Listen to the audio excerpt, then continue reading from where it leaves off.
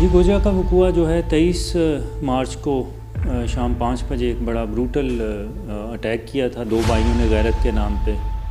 انہوں نے نعمان نامی لڑکے کو، جس نے ان کی پھوپھی کی بیٹی سے لو میرج کی تھی، اس کے اناد میں کلہاڑی کے وار کر کے اس کے دونوں ہاتھ اور دونوں پاؤں کاٹ دیے تھے۔ نیئرلی ڈسممبر نہیں ہوئے مگر اس کی ہڈیاں کٹ گئیں، اور جو ہے اس کی ویڈیو بن کے جب سوشل میڈیا پہ آئی تو کافی زیادہ ڈسٹریس لوگوں میں۔